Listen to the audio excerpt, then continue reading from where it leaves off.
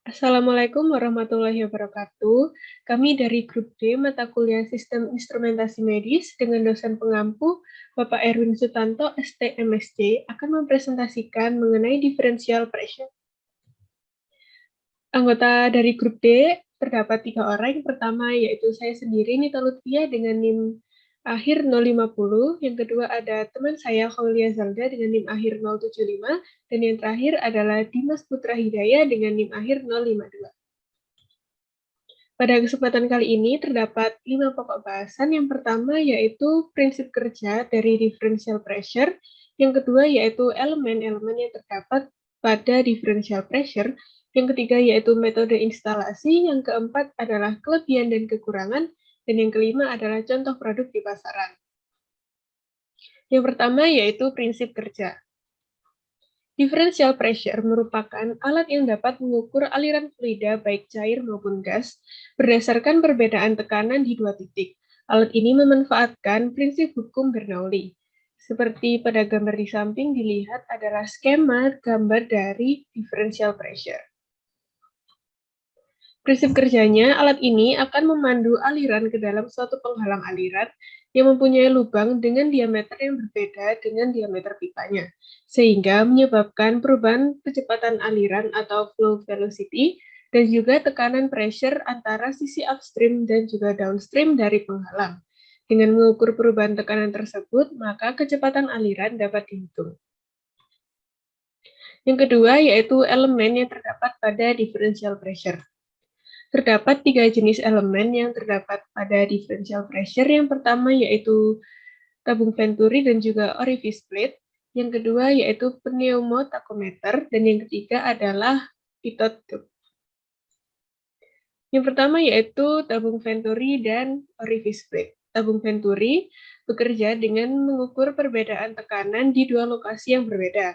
Perbedaan tekanan dibuat dengan mengurangi diameter pipa sehingga menyebabkan fluida mengalir lebih cepat. Cairan yang bergerak cepat memiliki tekanan yang lebih rendah daripada cairan yang lebih lambat di bagian venturi yang besar. Gambar ini merupakan gambar dari tabung venturi.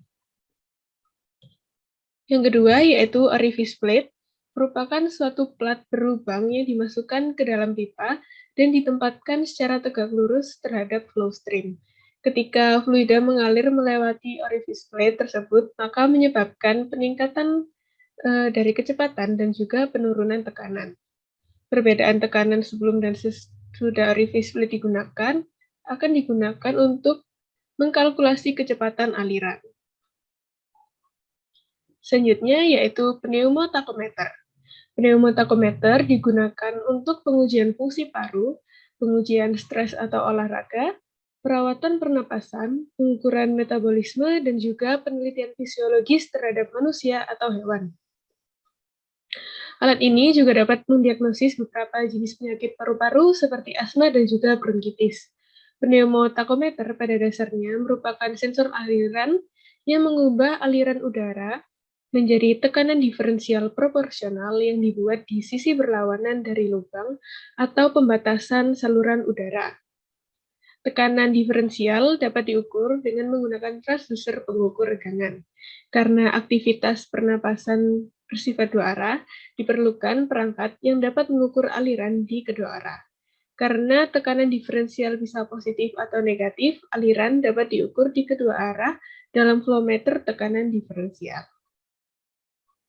Berikut ini merupakan gambar dari pneumotachometer. Selanjutnya yaitu pitot tube atau tabung pitot. Tabung pitot dapat digunakan untuk mengukur kecepatan aliran fluida dengan mengubah energi kinetik dalam aliran fluida menjadi energi potensial. Tabung pitot mengukur dua tekanan yaitu tekanan statis dan juga tekanan tumbukan total. Tekanan statis merupakan tekanan operasi dalam pipa, saluran atau lingkungan hulu ke tabung pitot. Tekanan ini diukur pada sudut kanan ke arah aliran di lokasi di mana turbulensinya rendah. Selanjutnya yaitu tekanan tumbukan total atau PT adalah jumlah dari tekanan statis dan kinetik dan dideteksi sebagai aliran yang mengalir berdampak pada lubang pitot.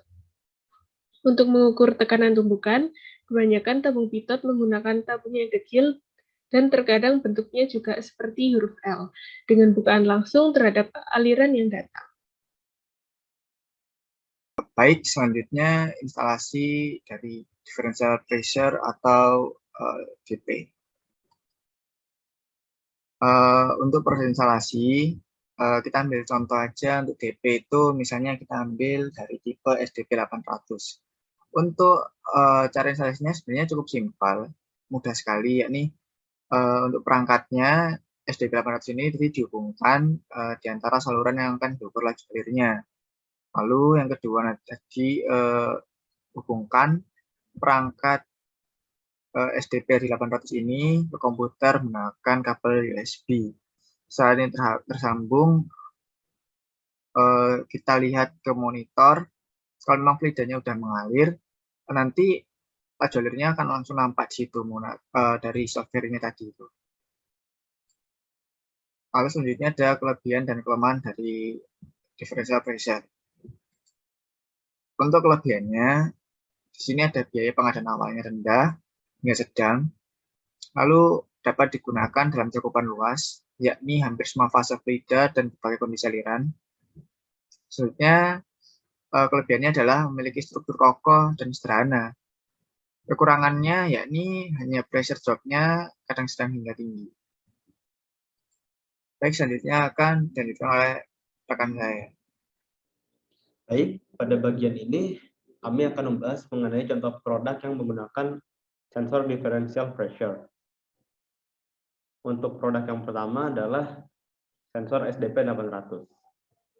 Sensor ini merupakan sensor yang dapat mengukur aliran udara dengan presisi berbasis perbedaan tekanan.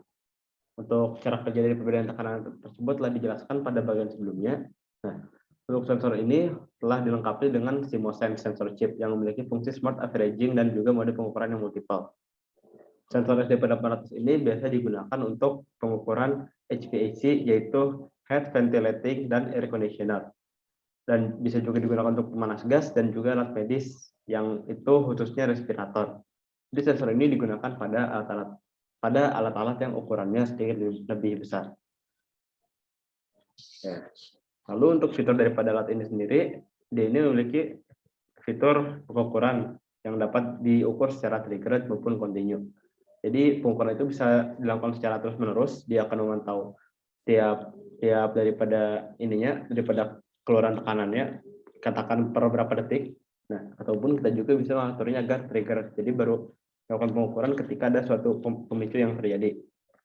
Lalu untuk modenya juga pada sensor ini terdapat voltage output linear atau square root. Jadi kita bisa memilih untuk mode keluarannya. Keunggulan dari sensor ini juga yaitu tidak adanya offset, zero point drift, dan juga hysteresis. Dengan demikian pengolahan sinyal yang lanjut tidak perlu dilakukan karena alat ini sudah memproses sinyal-sinyal hysteresis, offset maupun zero point drift ini secara langsung.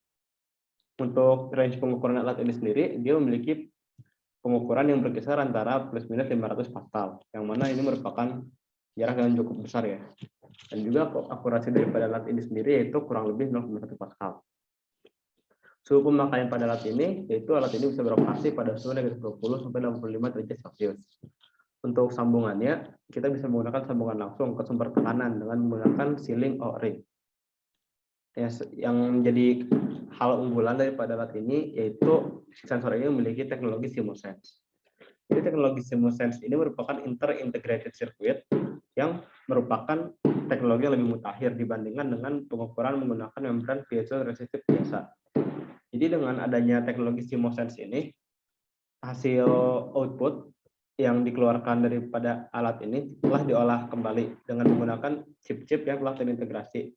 Dengan demikian, tidak akan ada sinyal offset maupun sinyal hysteresis maupun zero point drift pada alat ini.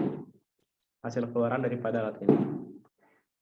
Namun dikarenakan ukuran cukup besar, maka pembuat sensor ini pun mengembangkan satu produk lagi, yaitu yang disebut dengan SDP31. Sensor SDP31 ini memiliki basis yang sama, yaitu pengukurannya berbasis perbedaan tekanan. Yang membedakan adalah sensor ini memiliki ukuran yang sangat kecil, yaitu berukuran hanya 5x8 dan 5 mm. Untuk alat ini, dia biasanya digunakan untuk mengukur seperti pengukuran pada inhaler, alat medis yang sifatnya portable, sering dibawa kemana-mana, diintegrasikan dengan IoT maupun digunakan pada drone, yang mana drone ini tidak boleh membawa beban yang terlalu besar juga. Untuk fitur daripada alat ini sendiri kurang lebih fiturnya sama dengan yang dengan sensor yang SDP810 tadi. Hanya saja pada alat ini ada beberapa kekurangan dan kelebihan tentunya. Seperti contohnya pada pengolahan sinyal itu meskipun sama-sama menggunakan SIMOSense, pada alat ini sinyal histeresis masih mungkin untuk diterima, sehingga diperlukan pengolahan sinyal lebih lanjut agar sinyal histeresis ini hilang. Lalu keunggulannya adalah dia merupakan integrated circuit. Jadi bisa kita dengan mudah aplikasikan dan sambungkan dengan circuit board lainnya. Hal ini juga didukung dengan sifat sensornya yang reflow solderable. Jadi bisa dengan mudah dipasang soldernya menggunakan metode reflow. Untuk pengukuran juga pada alat ini terdapat mode continuous dan triggered. Jadi bisa aktif secara terus-menerus maupun aktif ketika ada pemicu pada sensor tersebut. Bisa dilihat pada gambar sebelah kanan, yaitu ada sensor yang Sensirion SDP810 dan ada yang sensor SDP31 yang ada pada gambar yang sebelah kanannya. Terlihat sekali bahwa ukuran sensor yang SDP30 ini lebih kecil ya dibandingkan dengan sensor terdahulunya yang berukuran lebih besar. Untuk skema daripada alat ini bisa dilihat pada gambar sebelah sini ya. Skema alatnya itu bisa kita lihat dari tampak atas itu kurang lebih bentuk alatnya itu seperti persegi. Sementara di bagian bawahnya itu dia ada pin-pin yang digunakan untuk menghubungkannya pada PCB. Ini untuk bagian atasnya juga ada tempat seperti 2 lubang yang digunakan untuk aliran masuk, yaitu baik aliran udara maupun aliran cairan masuk dalam sensor ini, dan bisa diukur nanti melalui prinsip perbedaan tekanannya. Ini merupakan skema dari diagram gambarnya, ada yang tampak atas, tampak bawah, dan juga tampak samping. Nah, selanjutnya di gambar yang sebelah sini, ini merupakan skema daripada rangkaian kelistrikannya. Yaitu pada alat ini ada beberapa macam pin ya. Ini mulai pin 1 sampai pin 16. Untuk pin 1 sampai 3 itu merupakan pin yang dihubungkan dengan ground. Jadi ini dilakukan untuk melakukan pembumian. Lalu untuk pin nomor 7 ini merupakan pin yang digunakan dan dihubungkan kepada VDD, yaitu merupakan power supply, sumber tegangannya. Dan juga ada beberapa pin-pin lainnya seperti pin 5 yang digunakan untuk serial clock maupun pin 8 yang digunakan untuk directional serial. Baik, mungkin cukup sekian penjelasan dari kelompok kami mengenai differential pressure sensor. Kurang dan lebihnya kami mohon maaf. Jangan lupa like, comment, dan subscribe. Wassalamualaikum warahmatullahi wabarakatuh.